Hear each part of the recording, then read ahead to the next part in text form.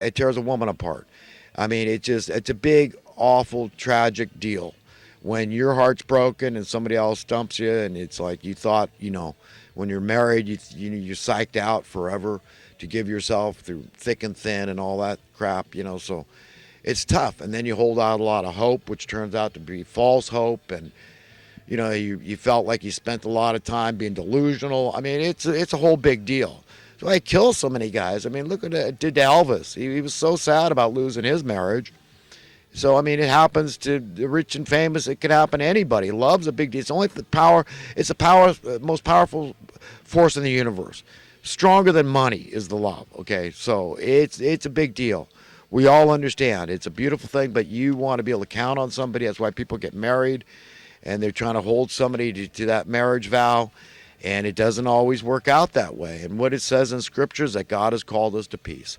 We got to let it go. I mean, my wife can accuse me of a lot of things, but I never turned into a stalker. She's got no reason to not give me her address or her phone number. She knows that. I whined and cried and begged. Yeah, I did a lot of that.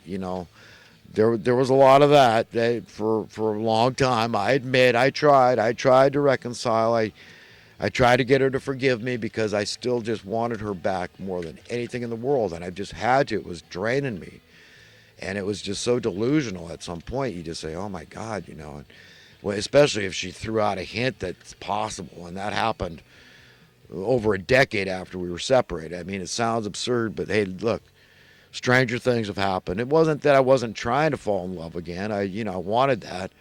My ego wanted it probably more than anything else, just to show her, hey, I'm a desirous male, and I'm a smart guy, and I can be charming, and just to show her, look, it's a two-way street, babe. A lot of girls like what I have to give them, and I have satisfied a few women in my life that I know enjoyed me quite a lot, and I can have that again. You haven't taken that from me. You haven't taken my spirit as a man. And I've got every right, if she's going to do that and just run off and, I'm done with you and be with other men, then I've got every right to do the same thing. I can't make her come back to me. And who would want to? That's the whole thing. You don't want to be with somebody if they don't want to be with you. But I'm just talking about this because it is a big deal. And we've got to understand that we're kind of screwed up as humans. We're kind of messed up.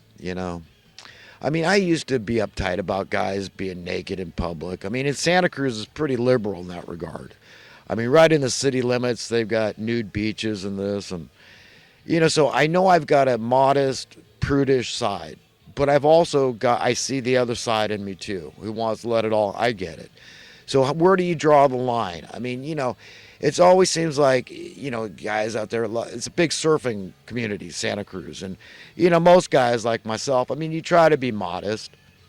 But there's some guys that don't want to be. And, you see guys changing in and out of their wetsuits, and they might just let the whole world see their goods. And, hey, you know what? I mean, that sort of thing used to bother me. I think, you know what? But, it seems like it's always the guys that are the most well hung. I'm sorry. I don't mean to sound crude, but I don't know. It just seems like those are always the guys that want to show their stuff. But the guys that are normal, they don't. And but still, that would be one reason why, I'd say, well, I wouldn't want to be that guy if if I'm going to do something perverse like that. So, you see, I mean, it's a battle. It's an uncomfortable subject, and it's difficult to talk about. But, I mean, we all have an erotic palate, right, for this sort of thing. I mean, who can deny it? It's a God-given thing. It's a beautiful thing, our sexuality. So, I mean, why shouldn't women be able to enjoy men? I mean, if every man on earth wanted to walk around naked, I've got to be okay with that, especially if our laws say, well, there's nothing immoral or unethical, and therefore there's nothing illegal about it. Then who am I to object? I've got to get used to it and say, well, good, the ladies get to enjoy the beauty of a man. even if it's my wife enjoying the beauty of another man. I mean, why would I want to stop her? It's her life. She should be free, 100% free. Who am I to stop her from seeing what she wants to see? Good. Maybe that helps her. Maybe, that helps her in any way, physically, psycho-spiritually, sexually. I don't know. But, and it's a two-way street, of course. So, they're in the same boat with the men. I mean, it's not just men that could be uncomfortable about these subjects. Women, too. They've got their issues about their body issues, and these women getting false breasts. I mean, I blame men for that, for their palate. I want a big... Hey, listen, I don't. I just don't get it. A female is a female, okay? And if she's a female, she's attractive. A female, if she looks healthy, any age... Okay, I mean, on a point. Leave the children alone. Leave the children out of it. But beyond that, at any age, a woman is very attractive. There's plenty of women I've seen in their 70s. I mean, and they're very attractive to me. And they look healthy.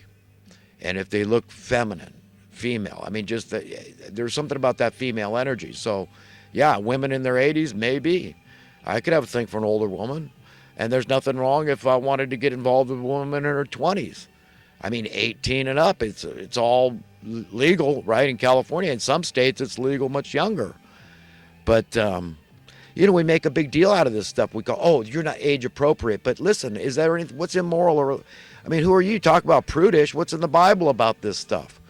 Are you being an ageist instead of a